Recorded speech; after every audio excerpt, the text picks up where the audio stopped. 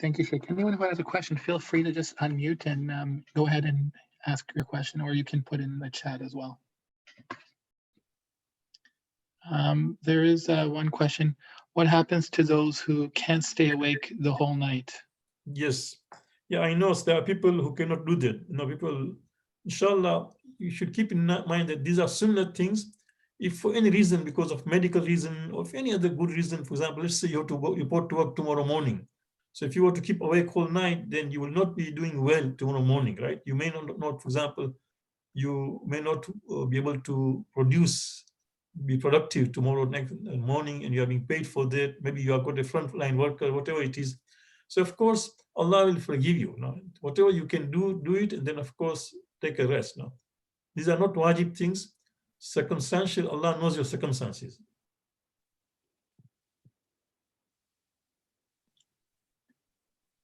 Another question is from the 3 nights of Laylatul Qadr, which one is most likely to be the actual Qadr night? Actually, you'll be surprised. No, Imam was asked this thing. Imam was asked this thing that is not Laylatul Qadr one night. Imam said yes. He said, then why don't you just identify?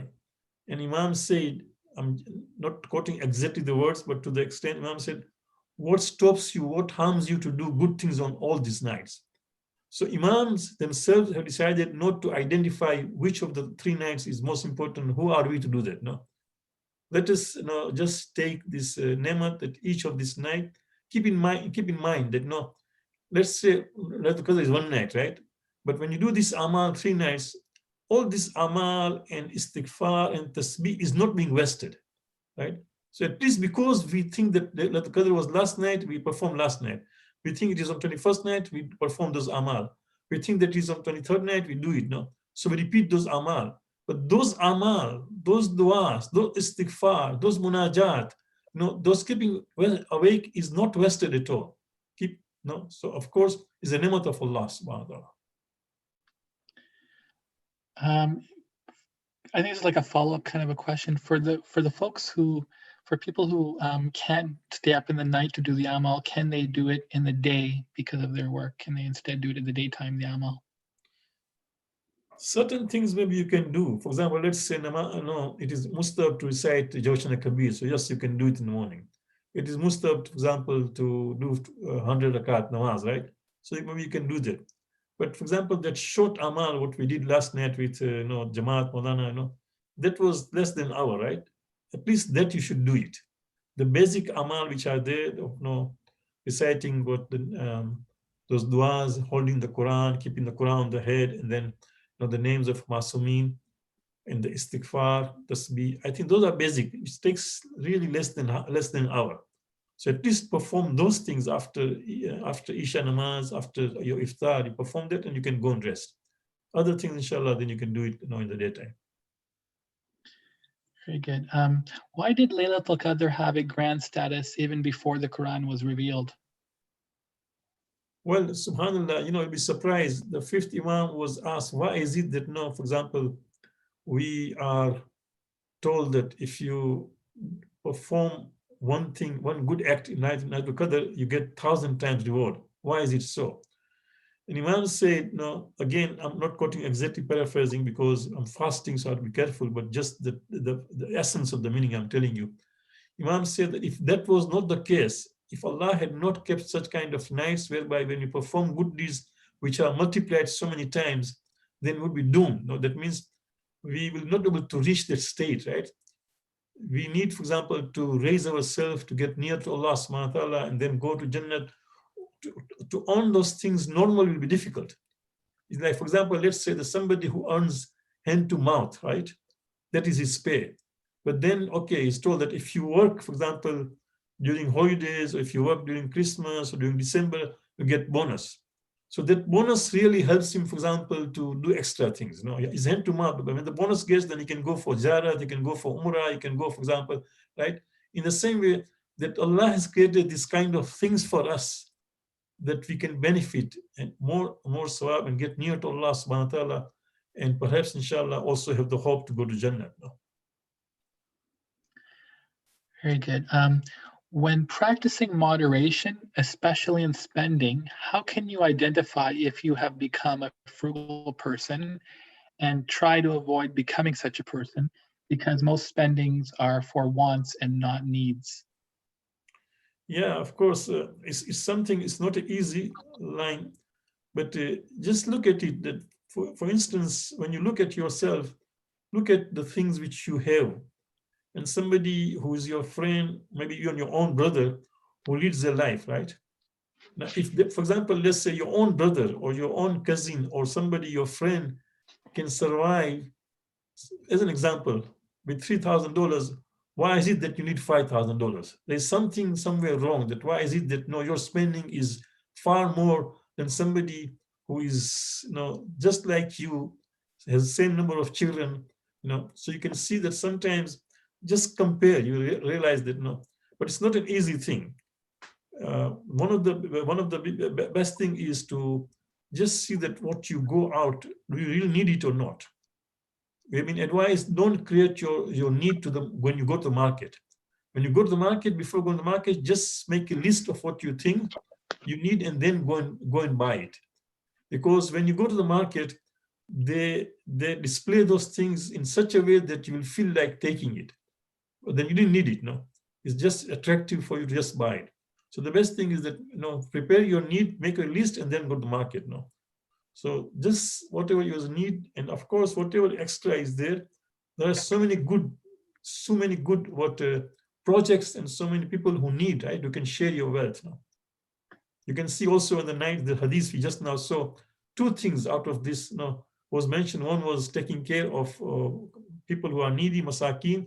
Other was giving sadaqah. So out of this number of things which Musa is talking to Allah, two things were just about concern for those who are needy. Sant, before we ask any more of the chat questions, is there anyone who wanted to ask a question out loud? Okay, one other question was, I was given to understand that the last 10 nights of the month are all Laylatul Qadr nights. Is this true? No, the hadith says one of the, Laylatul Qadr is hidden in the last 10 nights. So it could be either 21, 23rd, 25, 27, right? But no, it's not all 10 nights. Okay. And a couple, I think, fiqh questions here. Can Fitrah be paid before Eid night? And does it have to be paid locally or can it be paid abroad? SubhanAllah. Now this is again, we are getting into fiqh. Yeah. And I always say that be careful, because if you start opening fiqh question, there'll be no end to it. But because you asked this question, please we are not discussing fitrah. And I don't know if you were there just a few days ago, there was question answer with Maulana Rizvi, and the same question was asked, right? Fitrah, of course, only becomes wajib on the night of Eid, once the crescent is sighted. Before that, fitrah is not wajib. So if you have to send earlier, because to give the time to reach, for example, in Tanzania or Kenya or Pakistan or India, you can do that, but you will give that as a loan to that person. Once the crescent is sighted, hilal is sighted of Shawwal, then you will turn that loan into a just gift as fitrah. So down you will forgive the loan, it will become fitrah. And of course, the Ayatollah Sistani says it is necessary that you give locally. Only if people who are not available locally, then only you can send overseas. And if you send overseas and if you get lost, you have to send again. You have to take it out again.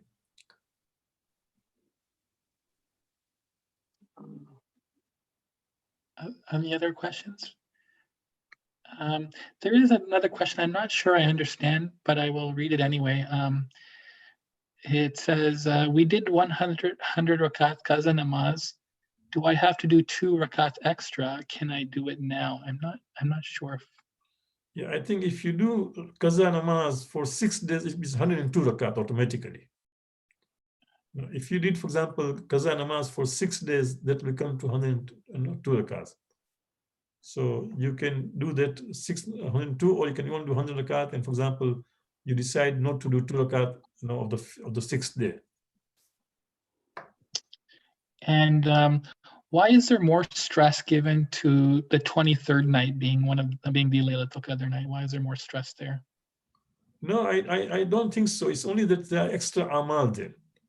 But otherwise, hadith which has come to us from Masumin, they give importance, that all these nights can be the nights of Qadr, but yeah, some of the amal on 23rd are more than the other amals, so maybe we think that no, that is the more, but keep in mind that no, nobody knows. No, clearly the hadith clearly says that no, somebody goes to Imam and says, please try to identify 21st, 23rd. Imam does not do that. No. So. Asante. There was a sister who had asked about the du'as to recite at the time of wuzu yesterday. So I have a paper wherein I had written the du'as with the translation, and I also made a frame and put it in my bathroom. So if anybody needs that dua, you can just email me. One of the brothers can just write my email there, academyofislam@gmail.com. If you just email us, then I can just send you a PDF document of those duas to recite at the time of wudu, when you wash the face, when you wash the hands. The duas are there with translation. I have them ready. I can just, inshallah, send to you by email.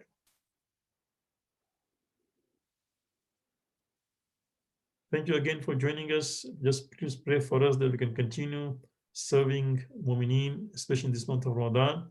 Inshallah, see you tomorrow. Allahumma salli ala Muhammad wa ala Muhammad. Thank you very much, Sheikh. Thank you everyone for joining today again. Inshallah, we'll see you all tomorrow. Take care. Khudafis.